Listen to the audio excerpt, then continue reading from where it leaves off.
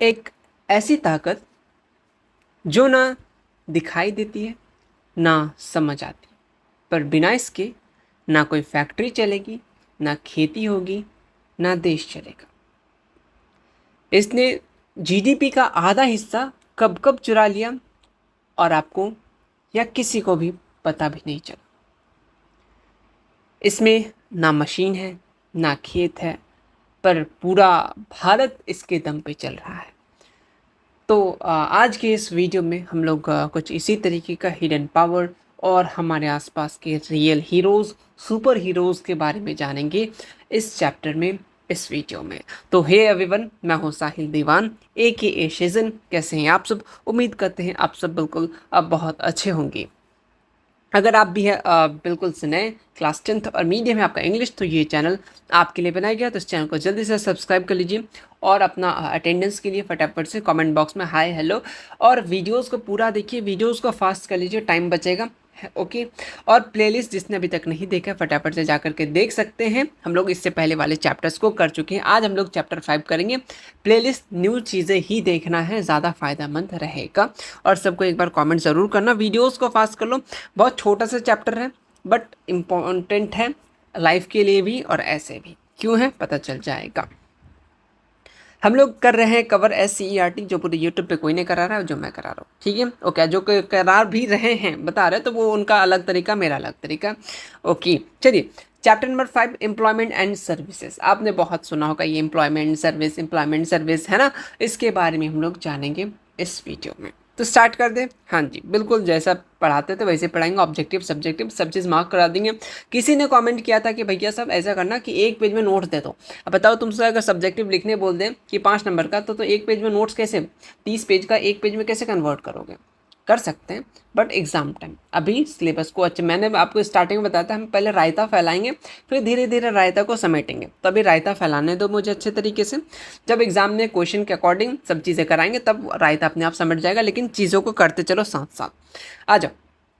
पहला आपका टर्म है एम्प्लॉयमेंट, क्योंकि बिहार बोर्ड जानती हो सब्जेक्टिव पे बेस्ड है। अगर सब्जेक्टिव तुम्हारा क्लियर, मतलब कि थ्योरी क्लियर है, तो तुम्हारा सारा चीज़ क्लियर हो जाएगा। मतलब कि आपको सब्जेक्टिव न्यूमेरिकल्स वगैरह इसमें तो देखने नहीं मिलेंगे, बट छोटे छोटे डेफिनेशन। तो एम्प्लॉयमेंट का मतलब क्या होता है? Employment refer the working of someone as employer and earning wages और salary in return involve jobs like teaching, आपका कोई भी आप वर्क होता है, और फैक्ट्री लेबर। मतलब एम्प्लॉयमेंट मतलब ऐसा काम, कोई भी जिसको हम लोग क्या बोलते हैं, एम्प्लॉयर, जो क्या करता है सिंपल सा पैसा कमाने के लिए किसी भी कंपनी ऑर्गेनाइजेशन में के लिए काम करता है, उससे उसको सैलरी मिलती है, उसे हम लोग क्या बोलते हैं? एम्प्लॉयमेंट। समझे? और जो काम करता है उसको हम लोग क्या बोलते हैं? एम्प्लॉयर बोलते हैं, है ना। ओके। जैसे मैं क्या कर रहा हूँ, आप लोगों को पढ़ा रहा हूँ, तो क्या मेरा एम्प्लॉयमेंट है? नहीं, ये मेरा प्रोफेशन नहीं है, ये मेरा पैसन है। दोनों डिफरेंट है। ठीक है, मैं अपनी बात बता रहा हूँ। मैं, मुझे कोई टीचर वगैरह नहीं बनना, जनरली चीज़ बात है, बट ठीक है, हेल्प के पर्पज़ से बस, उससे ज़्यादा कोई मेरा ये नहीं है। सर्विसेज की बात करें, ये हाँ, ये मैं बोल सकता हूँ, मैं एम्प्लॉयमेंट नहीं कर रहा हूँ, मैं एम्प्लॉयर नहीं हूँ, बट सर्विसेज आपको प्रोवाइड करा रहा हूँ। तो सर्विसेज क्या होता है? Refer the work provided to the other in exchange of payment. Simple से हमको पेमेंट मिलेगा, कब मिलेगा वो तो ऊपर वाले जाने, जब भी मिलेगा बता देंगे, अभी तक नहीं मिला। तो ऐसा सर्विस को, ऐसा वर्क जिसके बदले से आप लोग क्या मिलता है? पेमेंट मिलता है। जैसे एम्प्लॉय, कोई भी आप चीज़ें काम करते हो, कोई भी एक्टिविटी करते हो, फ्रीलांसिंग करते हो, कोई भी चीज़ें करते हो, उसके बाद आपको पैसा मिलता है। आप उसको कब मिलता है पैसा? जब आपको कोई चीज़ सर्विस प्रोवाइड कराते हो तब। फॉर एग्जाम्पल, मैं अपने वीडियोस अपलोड कर रहा हूँ, मेरे सर्विसेज हैं, है ना, मैं आप तक पहुँचा रहा हूँ, फिर यूट्यूब क्या कर रहा है? मुझे उसके बदले कुछ अर्निंग दे रहा है, नहीं दे रहा है बट देगा कभी ना कभी ज़रूर, है ना। तो ये क्या हो गया? सर्विसेज। तो दोनों डेफिनेशन क्या इंपॉर्टेंट है? हाँ जी, 2 नंबर के लिए दोनों डेफिनेशन इंपॉर्टेंट है। 2 नंबर के लिए आपसे पूछेगा what do understand by employment, what do understand by service. Clear हो गया? हाँ जी, आगे। इकोनॉमी वाला तो बहुत पढ़े होंगे। कितने सेक्टर होते? 3, agriculture sector, industrial sector, service sector. Chapter number 1 economics में पढ़े, फिर थोड़ा सा ज्योग्राफी में भी इसके बारे में पढ़े, है ना, पढ़े ना। वैसे बहुत बार इकोनॉमिक्स में पढ़ चुके हैं, ठीक, ओके। तो एग्रीकल्चर सेक्टर तीनों सेक्टर को डिफाइन करने दे देगा भाई साहब, तो इंपॉर्टेंट है, बहुत ज़्यादा इंपॉर्टेंट है। ऑलरेडी इसके बारे में पढ़ चुके हो, है ना, चैप्टर नंबर 1 पे ही पढ़े हो, वही सारी चीज़ें हैं, तो कोई नया चीज़ है। एग्रीकल्चर सेक्टर को हम लोग किस नाम से जानते हैं? Primary sector. तो ये क्या हो गया हमारा? हाईलाइटेड पॉइंट हो गया, मतलब ऑब्जेक्टिव पॉइंट हो गया। एग्जाम्पल के लिए एनिमल हस्बेंड्री, फिशिंग हो गया, रिसोर्सेज जो आपका देखो, resources from forest come under this category, यानी फॉरेस्ट से जो भी चीज़ आता है तो उसको हम लोग किस में ऐड करेंगे? एग्रीकल्चर सेक्टर में। ठीक है, ऑलरेडी सारे चैप्टर 1 में पढ़ चुके हैं। हाँ, एक किसी ने कमेंट किया था कि भैया हाईलाइटेड नोट्स ही दे दो। देखो, अगर हाईलाइटेड नोट्स मैं दूंगा तो इसके पीछे भी कुछ राज होता है, कारण होता है। हाईलाइटेड नोट्स अगर दे दिया तो तुम बस हाईलाइटेड पॉइंट छोड़ दो, पढ़ के छोड़ दोगे, अदर पॉइंट को ध्यान नहीं दोगे। इससे क्या होगा कि हाईलाइटेड पॉइंट नहीं है तो तुम उसको नोट्स को अच्छे से पढ़ोगे, फिर याद आएगा ये इंपॉर्टेंट पॉइंट है, तो उस बहाने तुमने पूरा नोट्स का रिविजन किया। तो हर चीज़ में कोई ना कोई मेरा ये रहता है कि कुछ ना कुछ तुम्हें फ़ायदा है, तुम्हें फ़ायदा हो, है ना। ओके, सेकंड इंडस्ट्रियल सेक्टर, नाम पता है? हाँ जी, कौन सा आता है? आपका सेकेंडरी या फिर सेकंड सेक्टर बोलते हैं। ठीक है, सिंपल सी बात है इसको। ठीक है, ओके। टर्सरी सेक्टर बोल सकते हैं किसको? टर्सरी सेक्टर, सॉरी, अब टर्सरी सेक्टर को किस नाम से जानते हैं? फटाफट से बताओ, फटाफट से बताओ। जिसको हम लोग सर्विस सेक्टर के नाम से जानते हैं। इंडस्ट्री सेक्टर को हम लोग किस नाम से जानते हैं? सेकेंडरी सेक्टर के नाम से जानते हैं। ऑब्जेक्टिव क्वेश्चन है, ऑलरेडी तुम्हें पता है। ठीक है, ये सब ऑलरेडी चैप्टर नंबर 1 में पढ़ा है, जो लोग नहीं देखे देख लेना। देखो, सर्विस सेक्टर को हम लोग टर्सरी सेक्टर के नाम से जानते हैं। ये बहुत इंपॉर्टेंट रोल अदा करता है हमारे इकोनॉमिक डेवलपमेंट में। इसके बारे में हम लोग ऑलरेडी बात कर चुके थे पिछले चैप्टर्स में, पिछले वीडियोस में, लेकिन इस बार और थोड़ा डिटेल में पढ़ना है। ये हम लोग को क्या प्रोवाइड कराता है? सर्विसेज। हम लोग को अलग अलग सामान, सपोर्ट, अदर फैसिलिटीज़ और उसके फंक्शंस प्रोवाइड कराते हैं। कौन? Service sector. आ जाओ, थोड़े थोड़े कुछ पॉइंट्स हैं, उसके बारे में हम लोग देख लेते हैं। एग्रीकल्चर सेक्टर प्राइमरी सेक्टर होता है, मालूम है? बिल्कुल मालूम है। इंडिया एक प्राइमरी एग्रीकल्चर कंट्री है। तो हाँ, ऐसे पूछ देगा, India is dash of the ये डैश कंट्री, यानी India is primarily dash country. तो एग्रीकल्चर, इंडस्ट्रियल एंड बला बला बला कुछ भी आपका ऑप्शन दे देगा। तो कैसा एक एग्रीकल्चरल क्या है? कंट्री है प्राइमरली, मतलब ज़्यादा लोग इसको ज़्यादा है मात्रा में पाए जाते हैं। कितना? 67। देखो, अबाउट 67, कितना? 67 of the total population depend किस में है? आपका एग्रीकल्चर में। इस बात को याद रख सकते हो कि एग्रीकल्चर में कितने हैं। ठीक, क्यों क्यों यहाँ पे देखो कुछ चीज़ें और भी हैं। देखो, due to the heavy population burden, employment opportunities in agriculture lagging behind. ये जो बहुत ज़्यादा हैवी पॉपुलेशन हो रहा है, हम दो हमारे गिन लो जो हो रहा है, इसके चलते क्या हो रहा है? बहुत ज़्यादा एम्प्लॉयमेंट अपॉर्चुनिटीज़ एग्रीकल्चर में वो क्या कर रहा है? लैग, पीछे जा रहा है। क्यों? क्योंकि खेत कम पड़ रहा है ना। आज जहाँ तुम खेत खेलते थे उसके 10 दिन बाद आके देख रहे हो किसी ने घर डाल दिया है। तो वो सारी चीज़ें हो रही है ना। पॉपुलेशन ग्रोथ बहुत ज़्यादा हो रहा है, सब लैंड पे ही डिपेंड कर रहे हैं, है ना। एक ही खेत को एकदम हर साल लगाए जा रहे हैं। ठीक है, कितना देखो, उसका भी तो जान है ना, जिसको हम लोग ह्यूमस बोलते हैं ना, मिट्टी में फर्टिलिटी उसका भी कम हो जाता है, जो क्या करता है? ओवरऑल प्रोडक्टिविटी पर पर्सन वो क्या कर देता है? कम कर देता है। क्या याद रखोगे? प्राइमरली एग्रीकल्चर पे डिपेंड करता है। ठीक है, उसके बाद है आपका 67% टोटल डिपेंड करता है एग्रीकल्चर पे। बस, हाँ जी, बस इतना याद रखो। इंडस्ट्री, ये हमारा सोर्स ऑफ ये क्या होता है?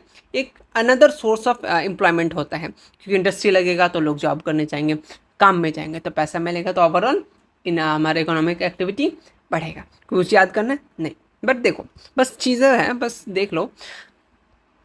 जो लोग नोट्स बना रहे हैं तुम लोग ये सब पॉइंट्स मत लिखना, ठीक है, बस ऐसे चीज़ें हैं, बस देख लेते हैं। This sector contribute employment growth. ये क्या करता है? एम्प्लॉयमेंट ग्रोथ कर रहा है, क्योंकि सीधा सीधी बात है भाई, इंडस्ट्री बढ़ेगा तो इंडस्ट्री ग्रो करेगा, एम्प्लॉयमेंट अपॉर्चुनिटी इंक्रीज होगा, है ना। फॉर एग्जांपल, जैसे बिहार में अभी कोई बड़ा इंडस्ट्री नहीं है, तो लोग कहाँ जा रहे हैं? गुजरात जा रहे हैं, अलग अलग जगह जा रहे हैं काम करने।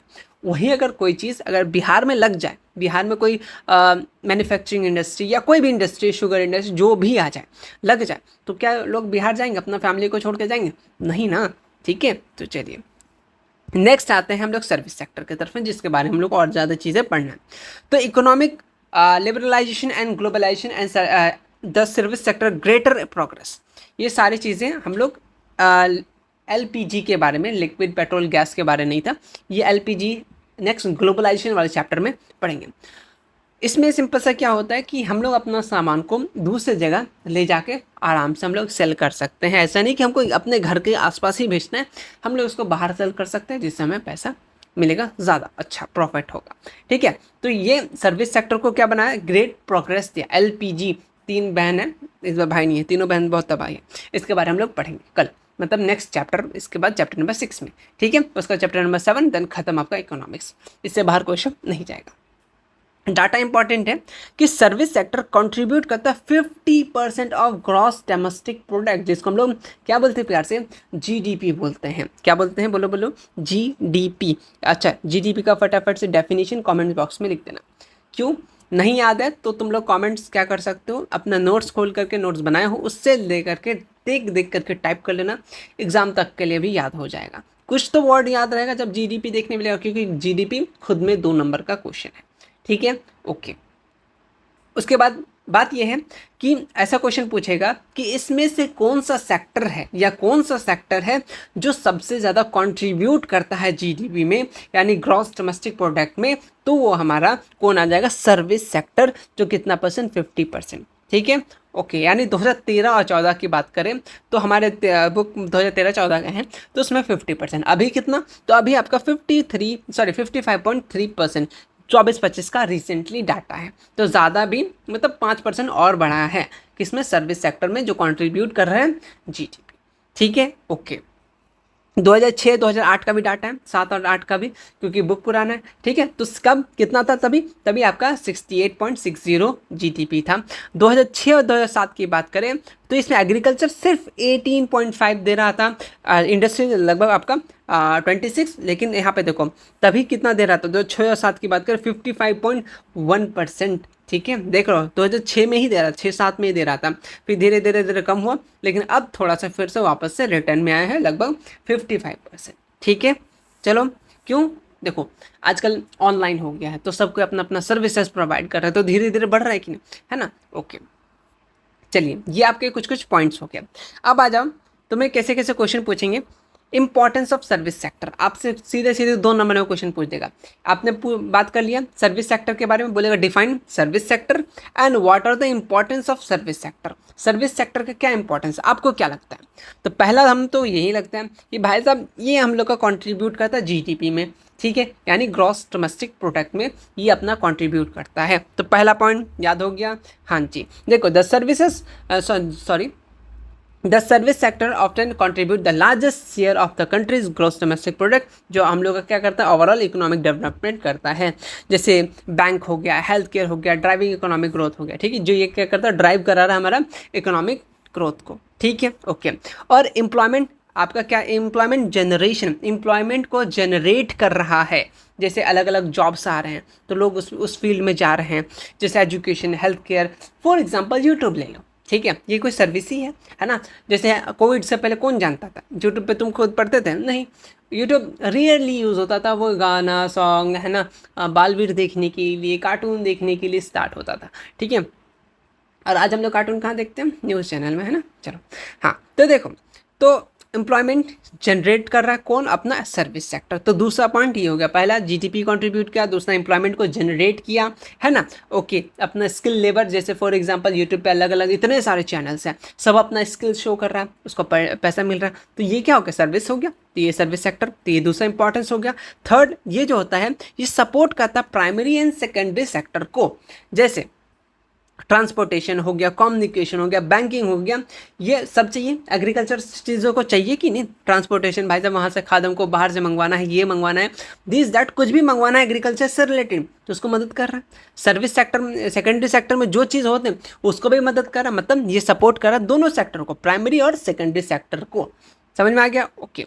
चौथा पॉइंट क्या, ये हमारा लिविंग स्टैंडर्ड को सही कर रहा है। ठीक है, तुम देखोगे बहुत सारे एग्जाम्पल तुम्हारे आंखों के सामने, कोई यूट्यूबर 5 साल पहले किस तरीके से वीडियोस बनाता था, उसका कैमरा क्वालिटी बहुत ख़राब था। मेरा ही ले लो, मेरा फर्स्ट वीडियो देखोगे तो तुम हंसोगे। ठीक है, ऐसा नहीं कि मुझे यूट्यूब ने पैसा दिया, ठीक है, वो तो ऊपर वाले ने थोड़ा बहुत, है ना, प्यार सपोर्ट सबसे मिल गया। ओके, चलो देखो, हाँ मैं बता रहा था, फॉर एग्जांपल बहुत सारे आपने यूट्यूबर्स देखा होगा, पहले उनका कंडीशन वो उतना ज़्यादा अच्छा नहीं था, बहुत ऐसे ऐसे यूट्यूबर हैं जो अलग अलग जगह में अलग अलग काम किया करते थे। देन फिर धीरे धीरे उन्होंने अपना स्किल यूट्यूब पे रखा और देखो आज यूट्यूब का बादशाह बने हुए।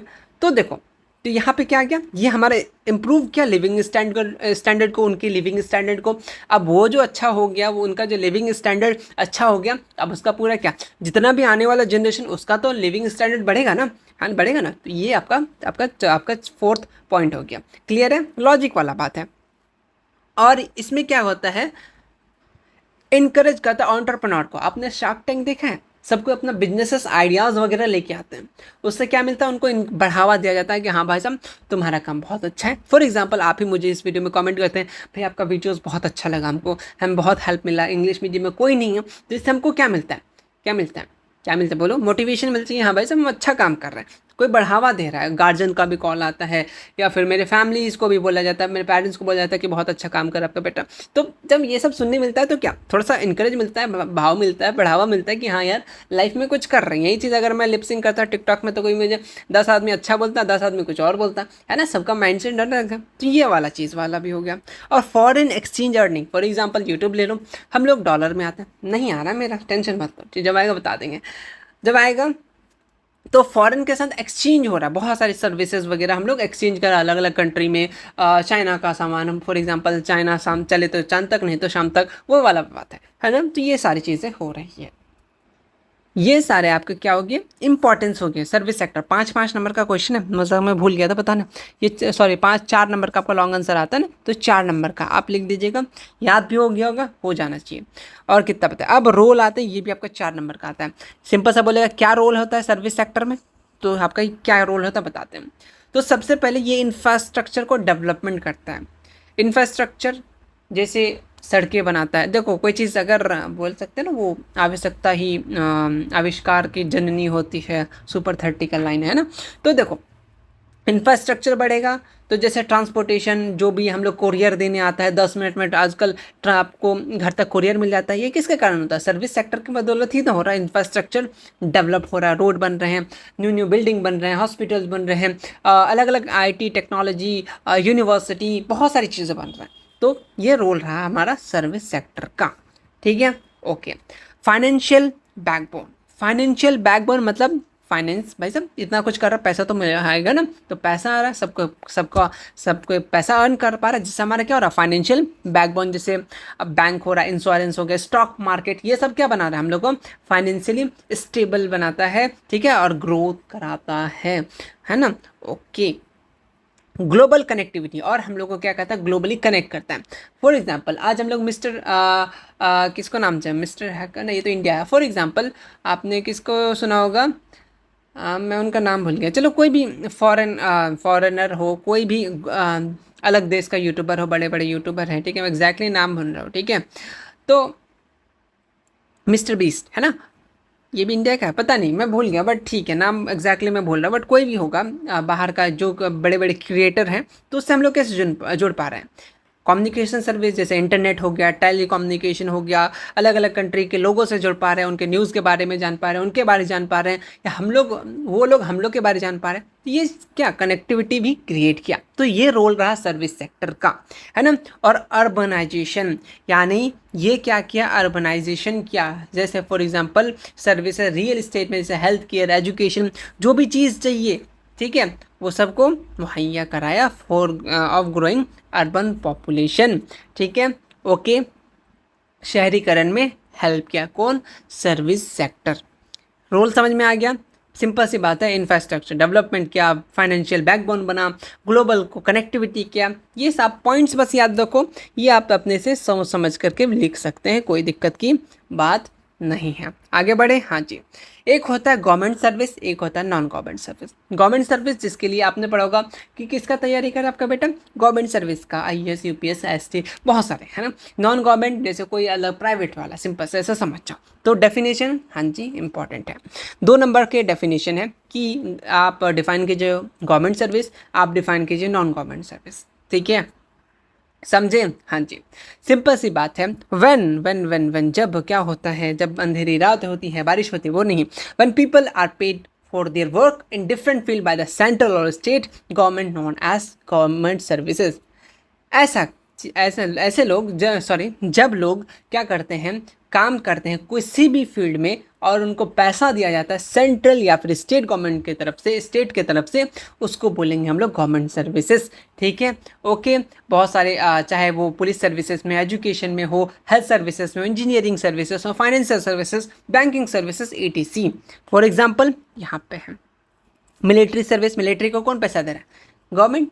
Education service, rail service, bus service, airline, agriculture, health, engineering, financial, ठीक है, banking and other government services. और हाँ, एक इम्पॉर्टेंट चीज़ कि ये चीज़ आप याद रखना, इसमें से क्या पूछ देगा कि इसमें से कौन सा गवर्नमेंट सर्विसेज के एग्जाम्पल है।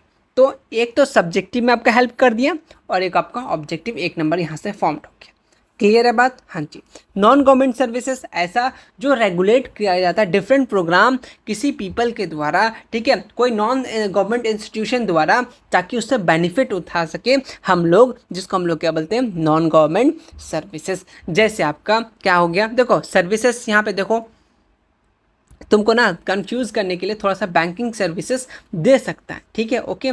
जैसे कभी अभी आधा कुछ बैंक तो प्राइवेट भी होते हैं, है ना। तो देखो नॉन गवर्नमेंट सर्विसेज में बैंकिंग आता है, टेलीकम्युनिकेशन आपको देगा ऑब्जेक्टिव में, ठीक है, ट्रैफिक सर्विसेज हो गया, हेल्थ सर्विसेज हो गया, दोनों में आ रहा है। हेल्थ प्राइवेट भी होता है, सरकारी भी होता है, आपको मालूम है ना, ओके ओके। एक पूछता है ऑब्जेक्टिव में मॉल सर्विस कैसा है? मॉल में जो काम करता है, सरकारी मॉल होता है? नहीं, ठीक है, तो वो किस में आ गया? नॉन गवर्नमेंट में। तो यही ऑब्जेक्टिव पूछता है कि मॉल जो है, मॉल सर्विस, ये किस सर्विस में आता है? Private, government. देखो कितना इजी क्वेश्चन, लॉजिक भी लगाने का जरूरी नहीं, लॉजिक का एल भी लगा देना नहीं पड़ेगा, ठीक है, ओके। आ जाओ, कुछ डेट्स है जो इम्पोर्टेंट है। रफ्ता हर साल क्या कर रहा है? कभी ये पूछ रहा है, दूसरे साल ये पूछ रहा है, तीसरे साल ये पूछ रहा है, फिर ये पूछ रहा है, फिर ये पूछ रहा है, फिर ये पूछ रहा है, ये पूछ रहा है। मतलब कि भाई साहब तुम इतने को बस याद कर लो। और इसमें से सबसे ज़्यादा पूछा है तो वो है आपका जवाहर रोजगार योजना, जो आपका आया था 1989 को। बाद बाकी याद नहीं करेंगे, करना पड़ेगा। इंटीग्रेटेड रूरल डेवलपमेंट प्रोग्राम जो 20 अक्टूबर को आया था 1980 को। फिर rural landless employment guarantee programme कब आया था? 1983। Rural youth self employment training programme, ठीक है, ओके, कब आता है आपका? 1979। National rural employment programme 1980। ये सारे डेट्स इम्पॉर्टेंट है, बहुत इम्पॉर्टेंट है। एक नंबर का मामला है, दिल का मामला होता तो फिर भी छोड़ देते, मिली तो बेस्ट, नहीं तो नेक्स्ट। लेकिन आपको ये एग्ज़ाम में याद करना पड़ेगा। और एक बात है यहाँ पे छूट गया, क्या है कि फूड फॉर वर्क ये कब हुआ था? 14 नवंबर। कैसे याद रख सकते हो? कैसे याद रखोगे? 14 नवंबर में कुछ है बताओ फटाफट से, दिमाग लगाओ और कमेंट सेक्शन में बताओ 14 नवंबर को क्या है। आपको कुछ इसमें मिलता भी है ना, ओके। चलो 14 नवंबर 2004 को फूड फॉर वर्क, सिंपल सा, ठीक है, ओके। मनरेगा इसके बारे सब्जेक्टिव है, इसलिए मैं कुछ नहीं बोल रहा हूँ, शांति रखा हूँ, शांति नहीं रखा हूँ, शांति बनाए रखा हूँ। देखो मनरेगा का फुल फॉर्म क्या होता है? Mahatma Gandhi national rural employment guarantee act, जिसको हम लोग मनरेगा, कभी कभी शॉर्ट में नरेगा बोल देते हैं। कब आया था? 2005 में। 2005 में और कुछ आया था? फटाफट से दिमाग में लगाओ, सोचो 2005 में क्या आया था? बताओ 2005 में और भी कुछ हुआ था जो बहुत इंपॉर्टेंट है, जल्दी से बताओ कमेंट सेक्शन में। ये क्या कर रहा था? Is a social welfare programme government of India का एम था कि at enhancing the livelihood security at the rural household provide at least 100 days, कुछ इंपॉर्टेंट है, हाँ जी, 100 days wages of employment in the financial year of the rural house. अच्छा, मैंने तुम्हें फाइनेंशियल ईयर के बारे में बताया है कब से कब चलता है? अगर नहीं बताया तो ठीक है, मुझे बता देना चाहिए, शायद मैंने अब तक नहीं बताया, ठीक है, बता रहा हूँ। Of wages employment in financial year to every rural household provide adult member would volunteer, mistake है, वॉलंटियर होना चाहिए, ठीक है, to do is unskilled manual work. Simple सा बात है, ये डेफिनेशन तो इंपॉर्टेंट है, क्या चीज़ें बताते हैं। मनरेगा एक full form Mahatma Gandhi national rural employment guarantee act, ये सिंपल सा आपको गारंटी देता है एम्प्लॉयमेंट देने का, 100 दिन का लिए दिया जाता है। 2005 में आया। सिंपल सा गांव में लोगों को जो भी अनस्किल्ड है उनको स्किल दे करके उनको रोजगार देगा कि भाई साहब आप ये काम करो, ठीक है, ओके। और एक थिंग 12th के बाद से एक आता है ना, कोई एक स्कीम आता है, ठीक है, मैं पता नहीं एग्जैक्टली नाम भूल गया, तो उसमें क्या होता है कि आपको पैसा देता है ना, तो कुछ काम करने का भी देता है ना, तो उस टाइप से ये भी एक्ट था मनरेगा जो इम्पोर्टेंट है, 100 डेज के लिए देता है। और मैं ये बताना चाह रहा था कि फाइनेंशियल ईयर कब से कब बनाया जाता है, तो आपका 1 अप्रैल से 31 मार्च तक फाइनेंशियल ईयर होता है।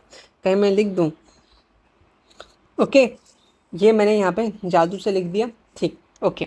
1 अप्रैल से 31 मार्च ये फाइनेंशियल ईयर होता है, ठीक है। आई थिंक ये तो बता ही चुका हूँ शायद, मुझे जहाँ तक अभी अभी याद आने लगा है, अच्छी बात है।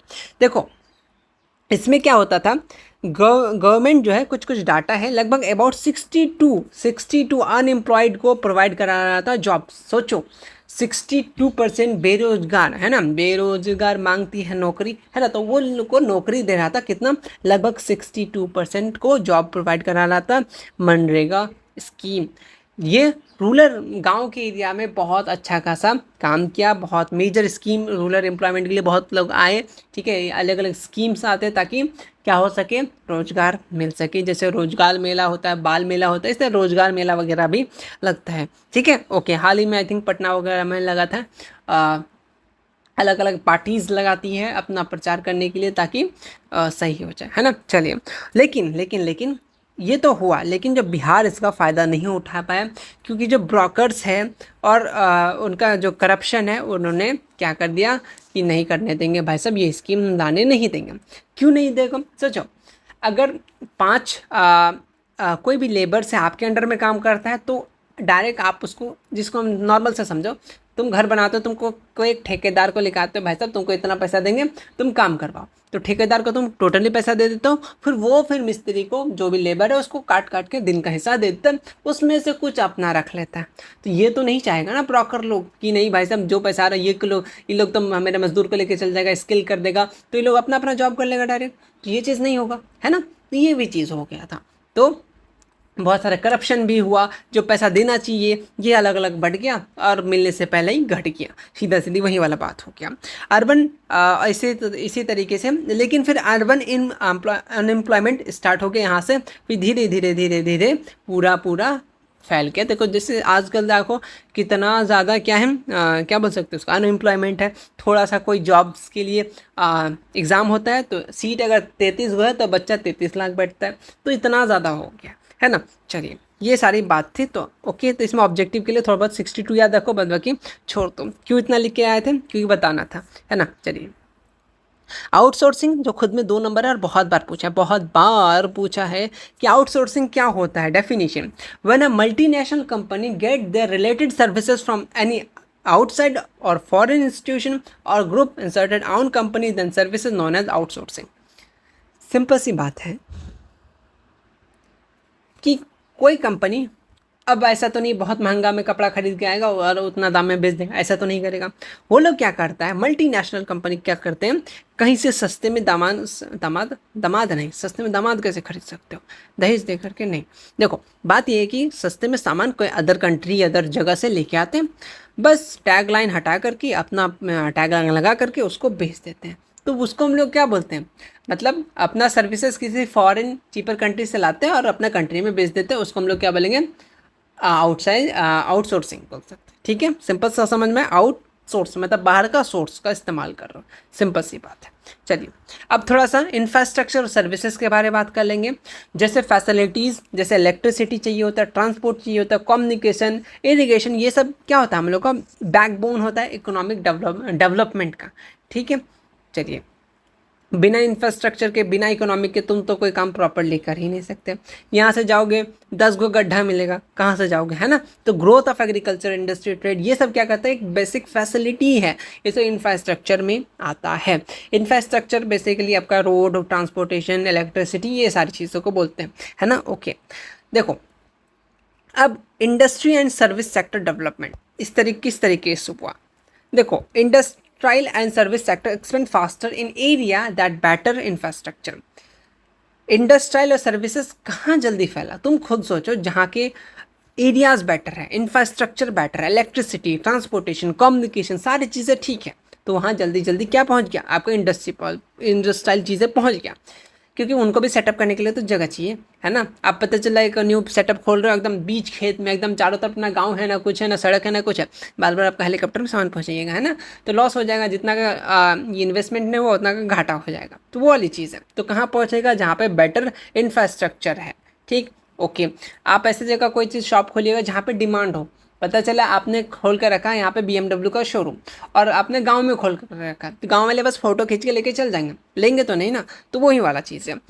The next point, the development country like USA हो गया, जापान हो गया, वहाँ पे जल्दी जल्दी फैला, क्यों, क्योंकि वहाँ पे एडवांस रिसर्च किया गया और नॉलेज का भंडारा है भाई साहब, है ना।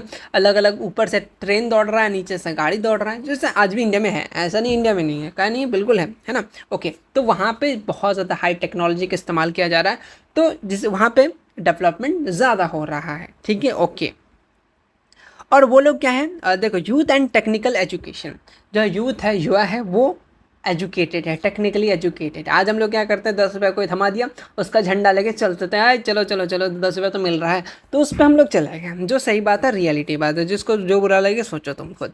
Technically educated youth from developing country more to develop nation और बेटर जॉब एंड इनकम। अगर लोग पढ़ लेंगे, एजुकेट हो जाएंगे, यूथ पढ़ लेगा, लोग क्यों पढ़ेंगे, जो नौजवान है वो पढ़ लेगा, तो क्या होगा, आप लोग पढ़ रहे हो तो कोई ना कोई जॉब में जाओगे, कोई ना कोई एग्जामिनेशन में जाओगे, तो जॉब मिलेगा ही ना, आज नहीं तो कल मिलना ही है ना। तो इनकम होगा, जिससे क्या होगा, फाइनेंशियल आप स्टेबल होगा, धीरे धीरे देश भी स्टेबल हो जाएगा, ठीक है। जैसे देखो, इन इंडिया आपका गारंटी फ्रॉम IITs IIMs होता है ना, आते हैं लोग, पढ़ते हैं, वहाँ काम करते हैं, ठीक है, फिर उनको जॉब्स मिलता है, प्लेसमेंट जिसको हम लोग बोलते हैं। अच्छा, बेंगलोर को किस नाम से जानते हैं, जैसे जयपुर को पिंक सिटी के नाम से जानते हैं, तो आपका बेंगलोर को क्या बोलते हैं, किस थिंक यार पेट में है बट ज़बान में नहीं आ रहा है, इसको टेक्नोलॉजी ऐसे कुछ बोलते हैं, समझे, समथिंग यार, छोड़ो, दिमाग में जोर लगाना, दिमाग फट जाएगा मेरा, आप कमेंट बॉक्स में ज़रूर बता देना, ठीक है।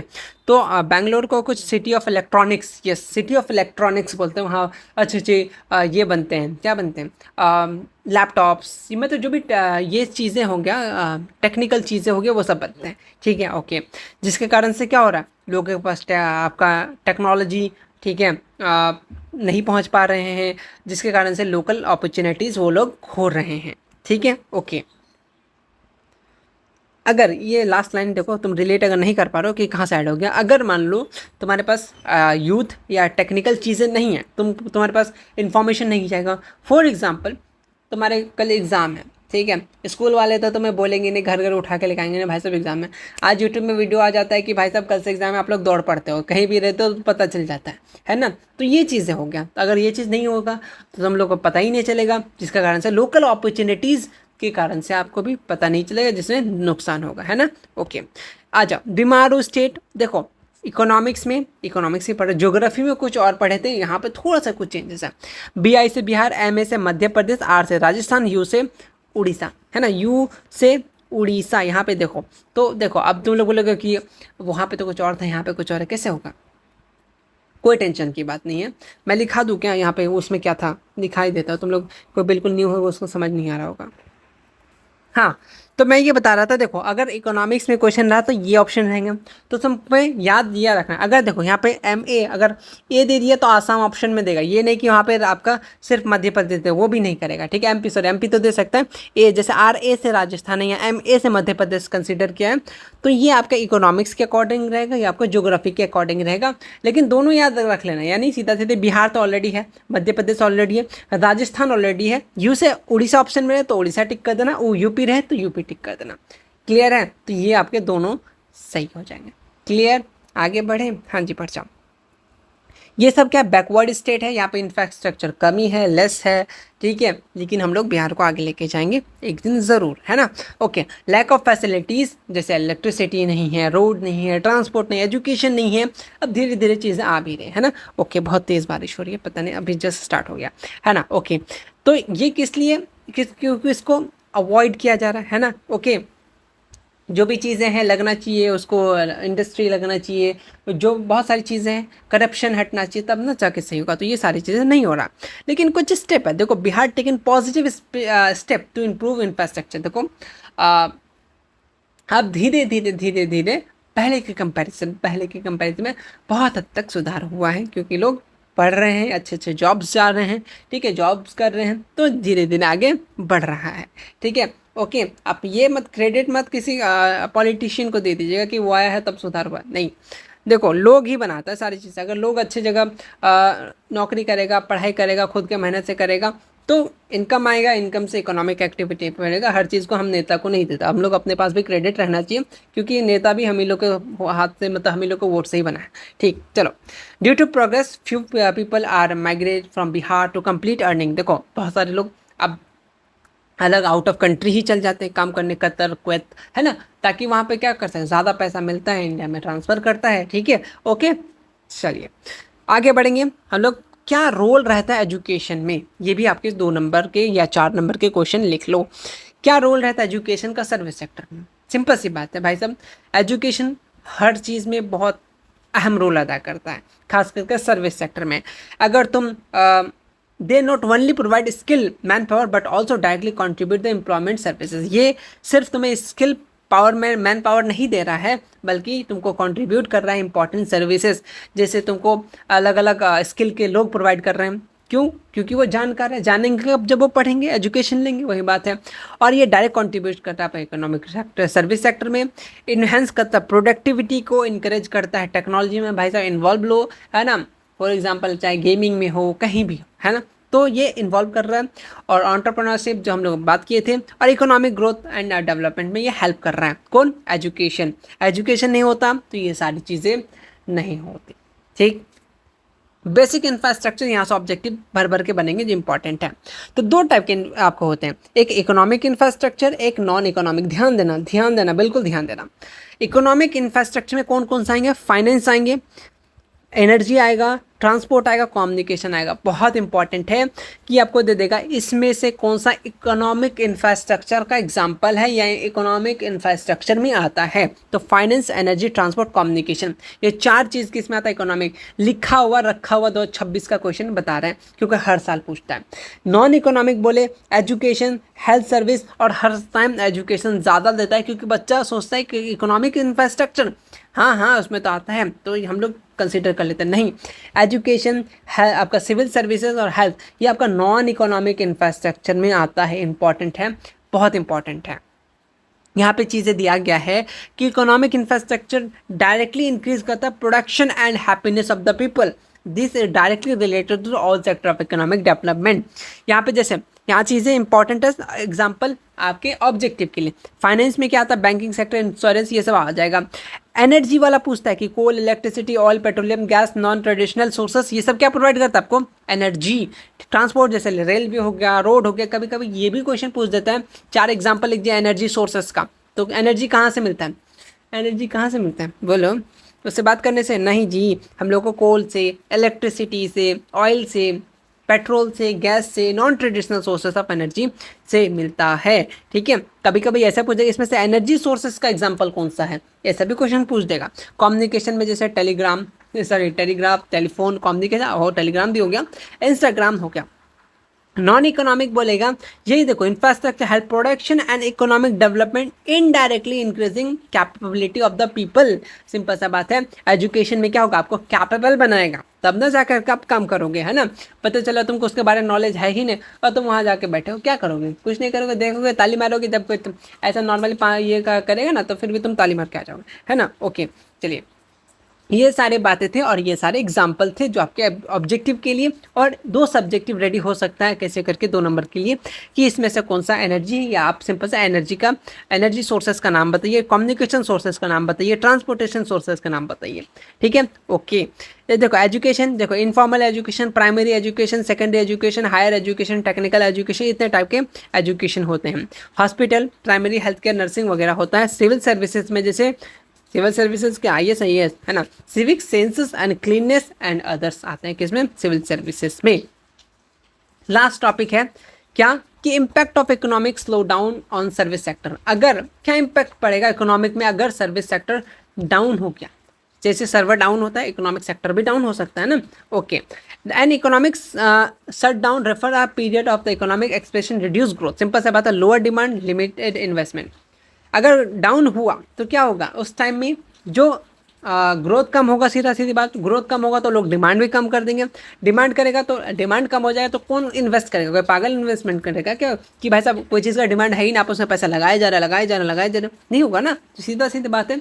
तो ये रोल अदा करता है हमारा, जैसे ये रिड्यूस कर देता है, अगर इम्पैक्ट डाल देता है। अगर क्वेश्चन है 2 नंबर 4 नंबर के लिए कि पूछ देगा कि क्या क्या इम्पैक्ट डालता है, तो देखो वो रिड्यूस करता है डिमांड ऑफ सर्विस। हाँ जी, लोग को जॉब छोड़ना पड़ता है, या फॉर एग्जांपल कोविड ले लो, है ना, तो कितने सारे डिमांड कम हो गया तो भाई साहब हटाओ, है ना। एआई आ गया तो आजकल बहुत सारे, एआई तो सब कुछ नहीं कर सकता बट स्टिल बहुत सारे लोग जॉब्स से निकाल दिए जा रहे कि उतना सारा एम्प्लॉयमेंट कर लेके करेंगे क्या, कोई स्किल लेवल को धर लेंगे, उसी से वो एआई से कर देगा, है ना। ओके, जैसे मैं अकेले सब कुछ कर लेता हूँ, क्यों नहीं रख रहा, क्योंकि मुझे पैसा नहीं दे रहा यूट्यूब, इसीलिए नहीं रख रहा, नहीं तो पक्का रख लेता। Decline in business services, business service का डिक्लाइन होने लगेगा। ये सारे इम्पैक्ट हैं जो इकोनॉमिक डाउन, अगर इकोनॉमिक डाउन होगा किसका, सर्विस सेक्टर में, ठीक है। इंफ्रास्ट्रक्चर, रियल एस्टेट सर्विस, ये सारे कम हो जाएंगे। बैंकिंग में, फाइनेंशियल सर्विसेज में, ये सारे में इफेक्ट पड़ेंगे। और लोअर गवर्नमेंट रेवेन्यू में भी ये सारी चीज़ें कारण इम्पैक्ट पड़ सकता है अगर डाउन हुआ सर्विस सेक्टर का। समझे, ये छोटा सा चैप्टर था सिर्फ 40 मिनट्स का। तो बस आज के लिए इतना ही। लेकिन एक बात है, कुछ बात, आपने ये चैप्टर पढ़ लिया, आपने ऑब्जेक्टिव सब्जेक्टिव देख लिया, हाँ ये ऑब्जेक्टिव ये सब्जेक्टिव ये चीज़, और क्या चीज़ आपने इसमें पाया, कुछ आप जो रिलेट कर पाएंगे।